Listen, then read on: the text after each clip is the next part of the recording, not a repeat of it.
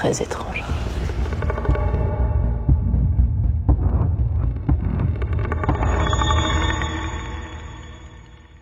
Que reste-t-il des explorateurs et exploratrices ? Comment l'inconnu et l'oubli peuvent-ils nous reconnecter avec nous-mêmes ? Nos émotions, nos facultés, nos racines ou encore notre identité.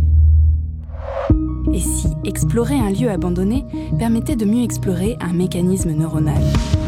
Ensemble, partons dans les méandres du patrimoine oublié et de nos émotions retrouvées.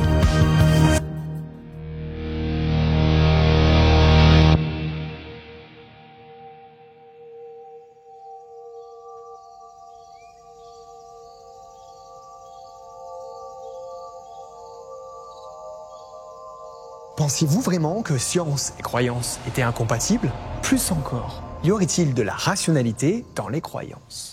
Pour explorer cette vaste question qui parfois nous dépasse, nous avons invité Sébastien Carassou à se joindre à notre expédition.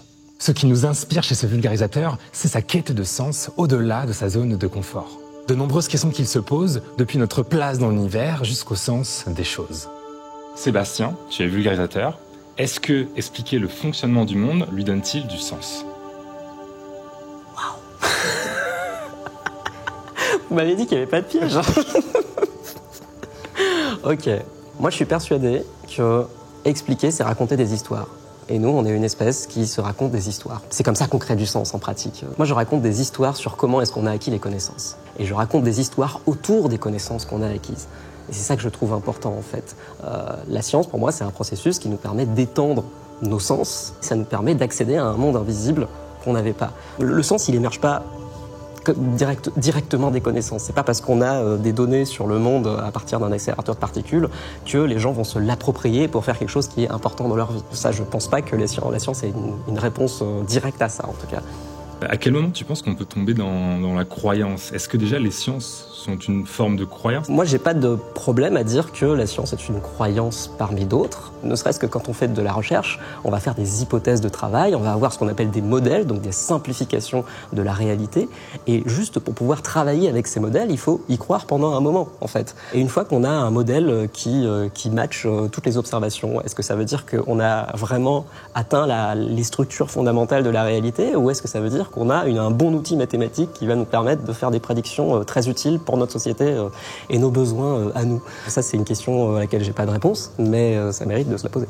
Et toi, au final, Seb, en quoi tu crois ? Eh bien, je crois en la capacité de l'humain à créer du sens et de la beauté. C'est tout. J'adore tellement que je n'ai même pas de répartie.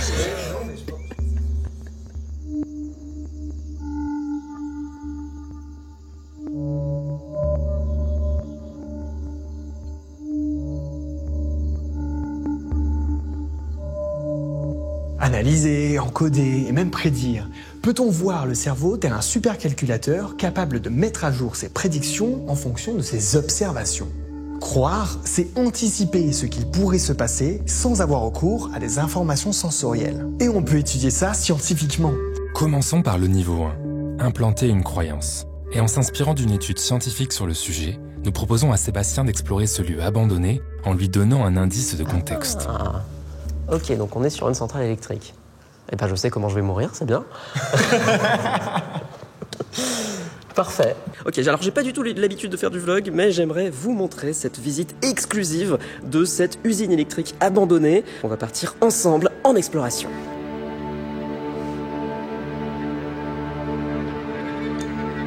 Ok. Donc on est sur un escalier rempli de briques verts. Cette usine a été visiblement dévastée.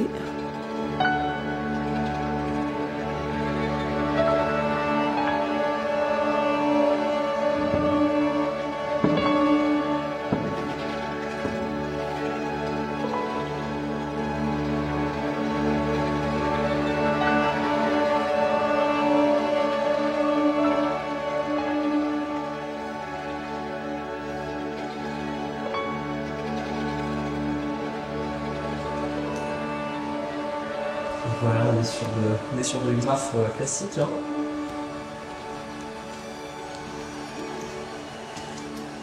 On est vraiment sur le désert.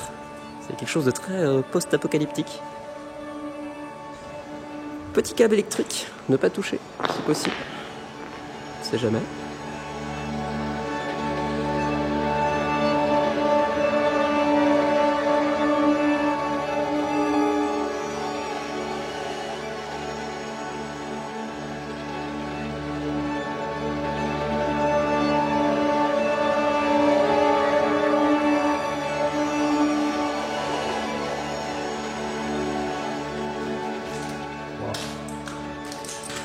On peut trouver un cadavre, juste, c'est dommage. En parlant de cadavres, Sébastien ne croit pas si bien dire. C'est le décor de film d'horreur. Pour l'instant, je vois toujours pas d'installation électrique dans cette usine électrique. C'est un peu bizarre. Voilà.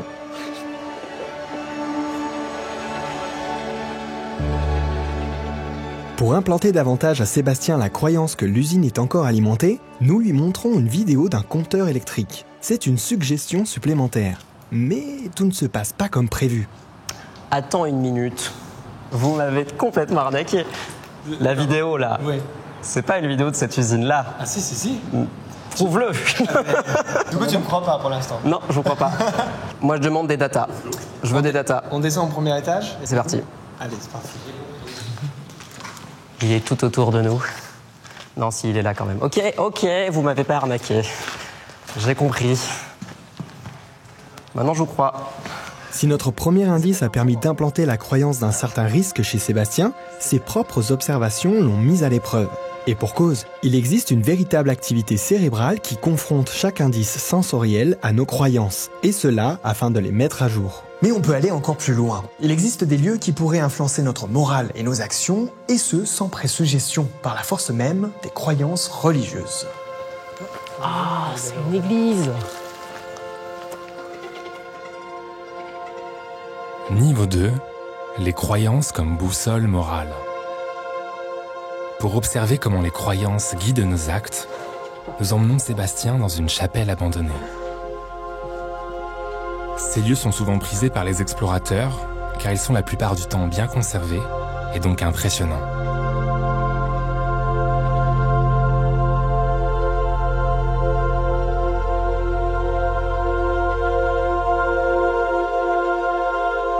Ce que nous ne savions pas, c'est que Sébastien allait y faire une rencontre inattendue.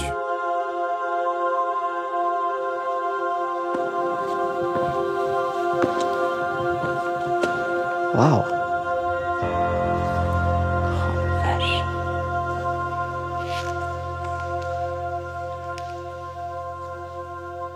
Ah, il y a des rites. C'est un peu flippant, j'avoue. Qu'est-ce qu'il y a par là? D'accord. Je crois que je sais d'où viennent les eaux.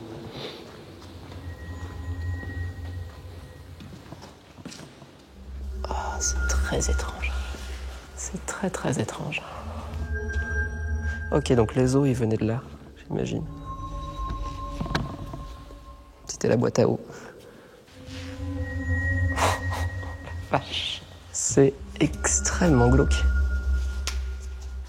En découvrant cette mise en scène, on s'est alors demandé comment un mécanisme cérébral tel que les croyances peut pousser des individus à respecter ou vandaliser un lieu comme cette chapelle.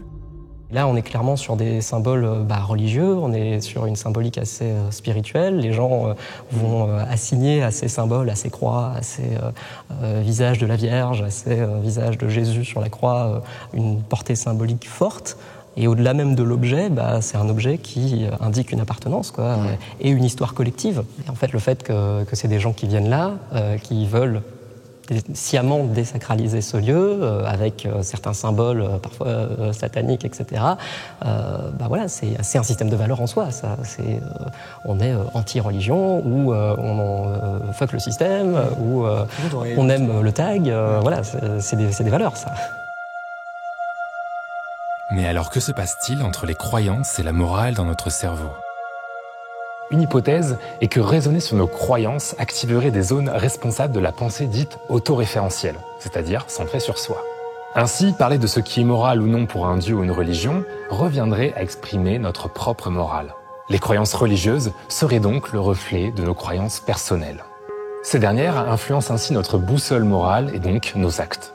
D'ailleurs, dans les faits, pour notre cerveau prédictif, il n'y aurait pas de différence dans notre raisonnement moral que l'on soit croyant ou non. Les dernières recherches en psychologie de la morale tendent même à présenter l'émergence des croyances religieuses comme un produit dérivé, non sélectionné, de l'évolution de notre espèce. Un hasard qui utiliserait des fonctions cognitives déjà existantes, comme celle du cerveau prédictif, et de son besoin perpétuel de croire pour avancer.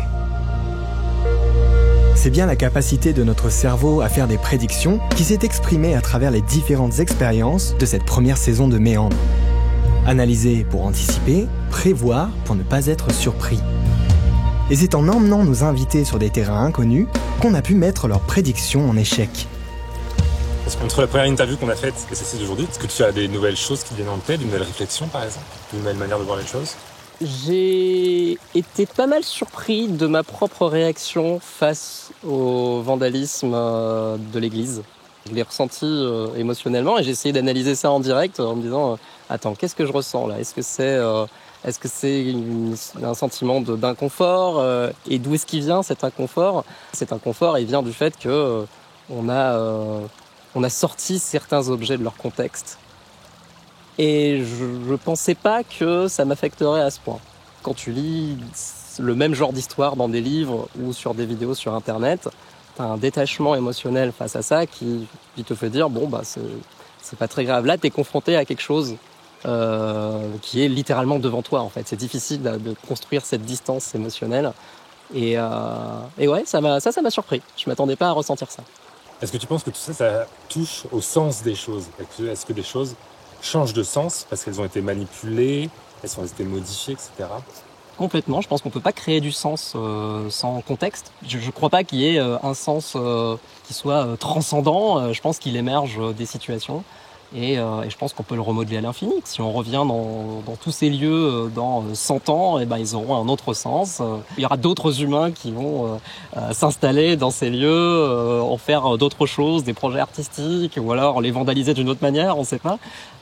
Mais ils auront aussi des histoires à raconter et ces histoires vont créer du sens. En fait, on est vraiment une espèce qui fait ça le mieux en fait, qui se raconte des histoires pour créer du sens. On est des machines à créer du sens. La prodigieuse faculté de notre cerveau à donner du sens. À travers nos souvenirs, nos peurs, nos raccourcis de pensée et nos croyances. Alors, seriez-vous prêts à nous accompagner à la rencontre d'autres de ces méandres de notre cerveau? Car comme le disent les scientifiques, c'est en transformant subtilement l'inconnu en quelque chose de connu, nommé, apprivoisé et expliqué, que les réactions d'alarme du cerveau peuvent être calmées.